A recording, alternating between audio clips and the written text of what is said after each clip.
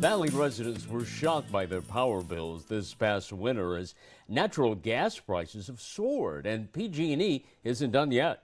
California's gas and power supplier has more rate hikes in the pipeline. On this Wire Wednesday, we checked with GV Wire's publisher, Darius Assimi, to find out if anything can be done to make the rates more affordable for families and businesses. Good morning, sir. What can be done here? Good morning. There's several options available to residents of the city of Fresno, at least. PG&E's rates in our area are between 34 cents a kilowatt hour up to 50 cents a kilowatt hour. And one of the options that the city of Fresno has and our mayor and city council have initiated at least looking into this option is creating our own community-based or a public utility for the city of Fresno. It's a little bit more complicated to achieve that in today's era, but there's several examples all across California, including Modesto, where Modesto Irrigation District provides power to its residents, and also Sacramento with SMUD. A little bit more complicated, but the city of Fresno has had discussions.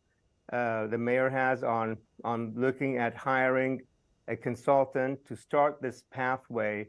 They haven't hired anybody yet, but there's been discussions. The mayor talked about this many times along the city council, that the rates are high and they're going up substantially over the next few years for the residents of the PG&E residents, at least in the city of Fresno.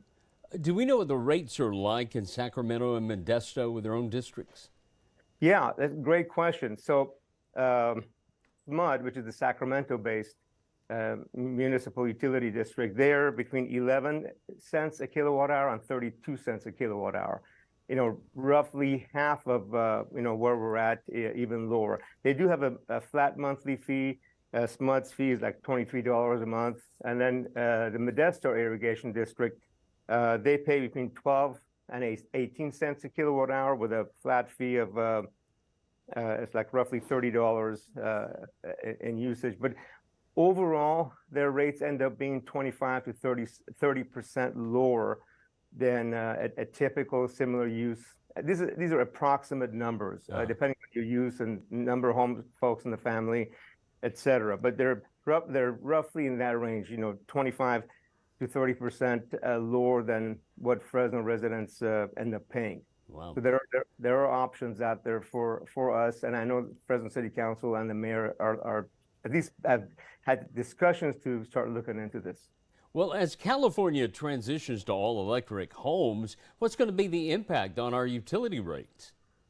I mean, that's really the million-dollar question. What's going to happen to the future of electricity in California as we're going to all-electric homes with a prevalence and the state's push and the federal government's push of all-electric, using electric vehicles predominantly. Do we have enough supply of electricity to take care of this massive demand that's coming this way? I mean, newer homes in a few years will basically have to be all electric. We're prepping our homes currently for electric conversion, but in a few years it's going to become basically all electric.